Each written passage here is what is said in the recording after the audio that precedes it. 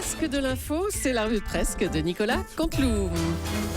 Et ce matin, c'est donc notre ami Guillaume Durand qui est avec nous. Bonjour Guillaume. Oui, mes amis, bonjour à vous qui nous écoutez, à moi qui m'écoute, Julie, Natacha, toujours fidèle, Caro, bonjour, chère Valérie Darmon ce matin, Thomas, Jean-Marc Morandini, vous allez être tous très fiers de moi, oui, vous avez devant vous un grand résistant. Oui, depuis que j'ai appris qu'il suffisait d'aller boire un coup de rouge en terrasse pour entrer en résistance, écoutez, oui, je me suis inscrit dans la lignée de Jean Moulin. J'ai résisté dans un troquet avec le peuple d'en bas. Je me suis rendu dans une gargote. Oui, j'étais chez Pierre Gagnère. Oui, attendez, pas tout à fait une gargote, Pierre Gagnère. Il a d'ailleurs été élu le plus grand chef étoilé du monde. C'est gentil de le rappeler, je sais. Merci, vous avez été invité Julie. ou quoi là écoutez, je suis au courant, mais écoute, non, mais Julie, je vais tout vous dire, il faut me comprendre. C'est pas que j'aime les grands chefs spécialement, c'est juste que j'ai l'intestin, pardonnez-moi, grêle, très sensible. Oui, c'est ça. Oui, mais du coup, le gros rouge, ça me fait des aigreurs, alors que franchement, un petit Pétrus ou un Romain Descanty, ça passe tout de suite mieux. Bien sûr. Je vous conseille d'ailleurs au passage le homard bleu au gingembre frais chez Pierrot Gagnère. Allez, en attendant à la mine, ça vous fait saliver. Hein. Allez, les titres, Guillaume. Sale news, le comité d'éthique de la FIFA. Si, il y en a un. Comité d'éthique à la FIFA. Souhaite donc suspendre Michel Platini à vie. Ceci à cause de l'affaire des calendriers. Alors la bonne news, c'est que on est dans la période de Noël, Noël approche, Platini va pouvoir revendre du calendrier. Et puis si toque chez vous, n'ouvrez pas. Ces calendriers sont tout de même à 1,8 million de pièces. Manque de réflexe, 3/4 des commerces parisiens ont perdu de l'argent après les attentats. Oui, mais les gars, fallait tout filmer pour revendre les images à des tabloïds à l'étranger. Ça se vend une fortune. Oui. Pizza calzone, oui, la calzone, vous savez, celle qui est gonflée. Cette question qui se pose, pourquoi le propriétaire de la pizzeria touché par les attentats a vendu une vidéo de la tuerie 50 000 €. On connaissait Pizza Hut, mais là, apparemment, c'est Pizza Pute. C'est nouveau. Voilà, ça balance. Oui, ça balance. Alors, après enquête, on a un début tout de même d'explication, Julie. La pizzeria s'appelait Casa Nostra. Oui. Donc, déjà, au niveau phonétique, on n'est pas loin de la mafia avec la Cosa Nostra. Certes. Puis que je sache, elle s'appelait pas la pizzeria della mort ou la pizzeria des bisous. Et puis, deuxième début d'explication, le nom du proprio italien de la pizzeria qui a vendu la vidéo, Luigi Benzema. C'est ça. Et puis, revue de presse, ce matin, j'ai filé au kiosque pour acheter ce magazine, cette réponse à Dash, cette provocation magnifique. Mais attendez, mais vous parlez de quel journal là, Guillaume ? De Vogue avec Vanessa Paradis qui montre son cul aux terroristes. C'est authentique, c'est un acte violent. Je suis pas sûr que ce soit contre le terrorisme aussi, Guillaume. Vous croyez Bon, en tout cas, c'est comme ça que je vais le vendre à ma femme. Comme un acte militant. Un acte militant, c'est ça.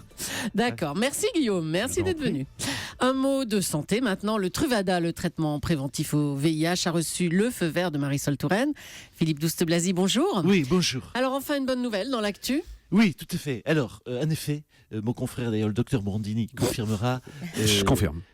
C'est que les deux infirmières, Natacha et Caroline, c'est une bonne nouvelle, cette arrivée du Truvada. Pourquoi ? Alors déjà, parce que c'est un médoc avec un nom rigolo. Truvada. Et on dirait une chanson de Patrick Sébastien. Et on se prend dans le Truvada, la. On se prend tous le Truvada, la. Oui, Bref, bon, c'est allez. pas le sujet, arrêtez vos bêtises à la régie. Alors, il faut prendre ce médicament avant et après le rapport. Voilà, alors ça c'est très important. Le prendre avant et après le rapport. Et là, vous allez me dire qu'il y a un souci. Surtout si vous avez, là je m'adresse aux garçons, si vous avez un souci de rapidité, si vous avez un souci de 1, 2, 3 soleils, si vous faites, vous voyez ce que je veux dire, vous voyez, Natacha et Caroline connaissent ce problème, si vous faites, comme on dit dans le jargon, une scène bolt. Alors là, donc si vous avez un problème de rapidité, vous pouvez prendre les 2 pilules en même temps. En tout cas, comme le confiait un de vos chroniqueurs économiques fétiches, on va enfin pouvoir rebaiser comme des castors. Qui a dit ça? Non, docteur, j'ai Oh, jamais. non.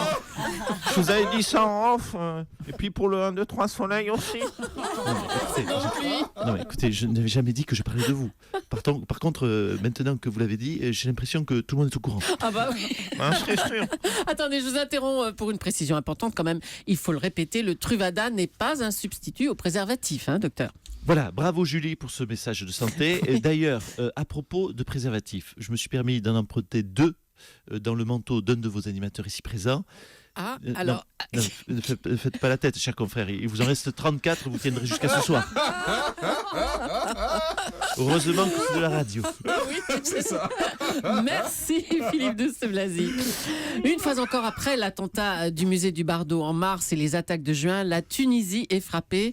Bertrand Delanoë, bonjour. Oui, bonjour, ma Alors, chère Julie. oui, ça doit vous faire de la peine, hein, la Tunisie et Paris touchés. Mais bien sûr, Julie, j'ai mal à ma Tunisie ce matin. J'ai mal aussi à mon Paris, j'ai mal à ma banlieue, mais j'ai mal aussi à ma petite couronne. Et maintenant, ça c'est... Alors, Mais qu'est-ce qu'il y a?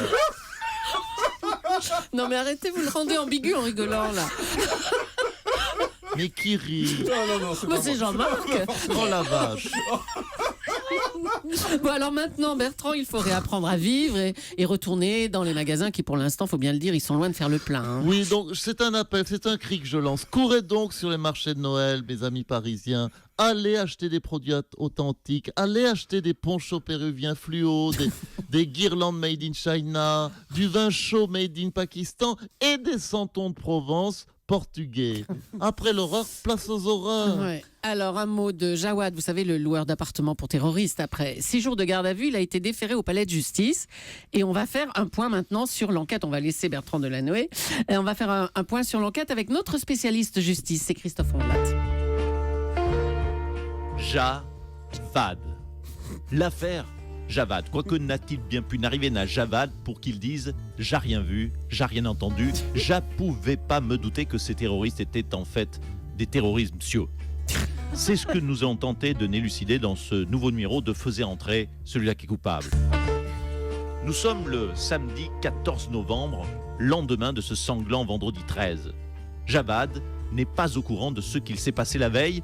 Oui, c'est celui-ci, le seul citoyen en France qui n'est pas au courant des attentats. Mais il a un alibi, comme son appartement, en béton. Le vendredi soir, comme tout ancien repris de justice, il regardait Thalassa. Le cœur sur la main, Javad propose alors généreusement de loger des amis d'enfance qu'il n'a jamais vus de sa vie.